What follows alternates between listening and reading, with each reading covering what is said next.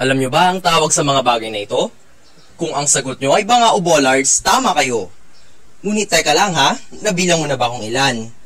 1, 2, 3, naku, parang hindi ko maintindihan. Ang dami, di ba? Ano bang nagagawa niyan? Pang-iwas sa pumaparada. Wala namang sasakyan. Bakit hindi na lang pinuna sa mga gusali ang pondo? Tulad na lamang sa math building, mas nakakatulong pa ito. Sa araw ng pagbabayad ng matrikula, may nawawala. Ito'y para sa kinabukasan. Ito ay ang pera. Teka, ngunit bukod sa Form 5 ay may isa pa pala. Bagay na ating kinukolekta, sinusulatan at pinapasa. Kilala ito bilang mga class cards.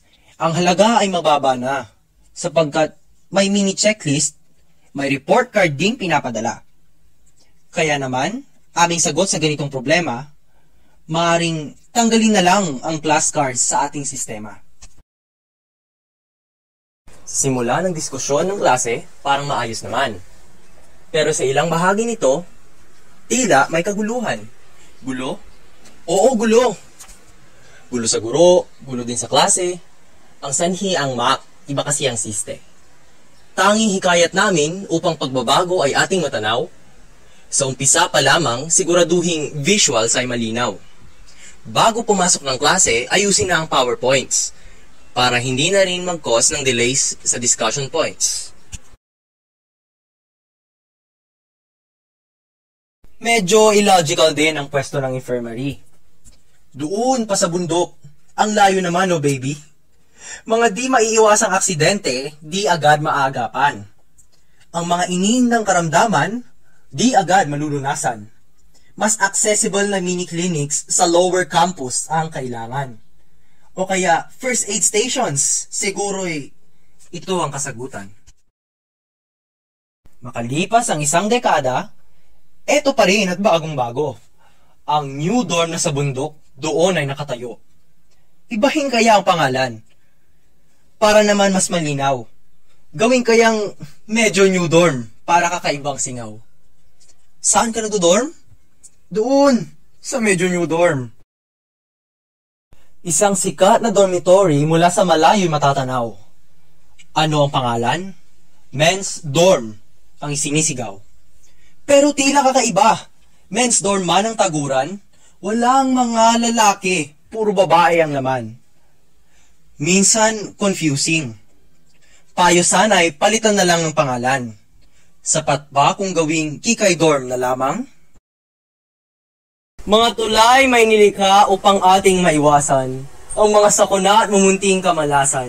Ngunit bakit ang tulay na ito na ang bagtas ay pasayat? Nakakatakot daanan dahil meron pang paakyat. Railing sana itaasan upang makasigurado sa kaligtasan ng lahat at buhay na protektado.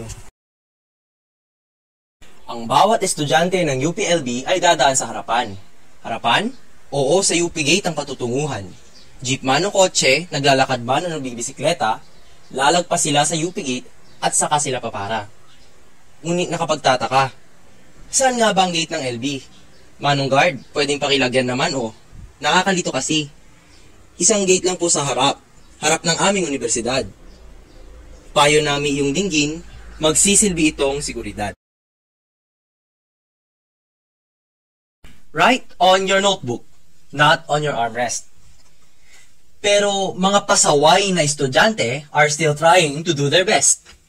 Animes, cartoons, song lyrics, cell numbers, ang kanilang desks. Bakit laging ginagawang papers? Siguro yung mga teachers ay kailangan pang maging lively. Activity sa klase ay gawing varying daily. Para naman masustain ang students' interest. At para ang mga armrest ay di na rin ma-stress. Hi ate, hi kuya, saan kayo naglalakad? Oh, ba't sa damuhan? Diyan nga ba talaga dapat? Mga sementong pathways, para saan pa at ginawa? Doon kayo nararapat. Ang damuhan ay kawawa. Malalaking katagang keep off the grass ay siguro kailangan. Upang sina ate at kuya ay tunay na matauhan. Na ang pathways ang siyang para sa human at ang mga damuhan ay para lamang sa halaman. Tatawid na ba kayo? O ba't dyan pa? Safe ba dyan? Mukhang di naman, di ba? Yun ang pedestrian lane, malapit lang naman. Bakit di na lang dun? Dun sa tamang tawiran. Ang sigaw ng karamihan? Eto na, eto na. Jaywalking law ay pag-itingin, ngayon na. Aking paglalakad sa sidewalk, di ba dapat tawang kasabay? Pero teka. Motorsiklo ay aking kasalubong. Parang hindi ako sanay. Mga gulong ay pangkalye, ang sidewalk ay para sa aking paa. Ingat ka lang manong at baka ka pa makadisgrasya. Ano nga kaya pagmultahin na lang sila? Para iwas disgrasya, iwas na rin sa problema. Smoke-free campus nga raw ang UPLB. Ngunit ibang guro at estudyante ay tila kating-kati. Sa labas ng lecture halls, doon sa mga tambayan, pag-hit-hit ay patuloy. Ano ba naman yan? Mahabag naman po sana sa ating Mother Earth. Lalo na sa mga nakalalanghap ng usok, kawawa ang kanilang health. Paano kaya kung suspension ay ipatupad sa mahuhuli? Magiging smoke-free campus nga kaya ang LB? Do not sit on the stairs, ang sabi ng hagdan. Pero bakit ba ito ginagawang upuan? Minsan parang buong org pa ang nakaharang. Mga taong akyat panaog ay di makadaan. Paano kaya kung hulihin mga tambay sa hagdanan? Community service sa universidad, kanila'y dapat kampanan. Halika, tumakbo na sa klase. Mahirap na at baka malate ang mga estudyante. 1/3 ng oras kailangan habulin. Kundi late na ang nakatatak sa akin. Aba teka, bakit si Prof ay wala pa? Di ba dapat modelo siya sa pagpasok ng maaga? Dapat sana'y kausapin at pagsabihan. Upang binayad na matrikula ay di masayang. Mga benches sa UP, akala ko'y pangmasa. At ginawang upuan ng madla. Ngunit bakit bigla na lang ipagtatabuyan at sasabihin, Chupi! Org bench to, tambayan! Lagyan dapat ng label ang bench ng mga org nyo, nang sa gayo'y malaman kung saan dapat ang lugar ko. Mahilig ka ba sa movies, films o dula? Yung nakikita sa entablado, sa pelikula, kasama mong madla. Ngunit baka magbago sa oras na ito ang iyong pananaw.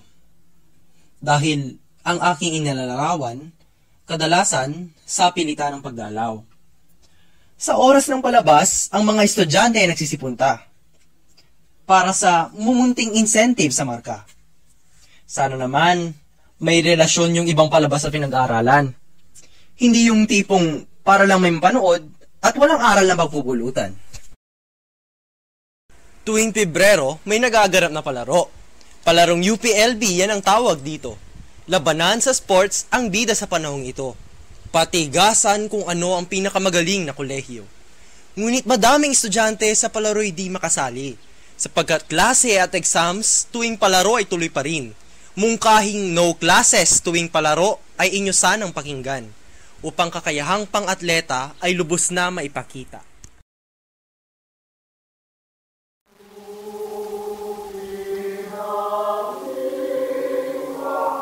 UP naming mahal. Ito ang hymn ng universidad. Ang awiting naglalaman ng mga prinsipyong dekalidad. Sa kabila ng lahat, bakit tila iilan na lang mga estudyanteng nagsasapuso ng awiting? Kayo'y nasaan? Imbis na malakas ng wangwang sa pagsapit ng alas 7, UP naming mahal ay patugtugin. Yan ang aming mungkahi. Sa gayo'y karamihan ay mapakinggan ang awitin at ng mga nilalaman ay may sa buhay natin.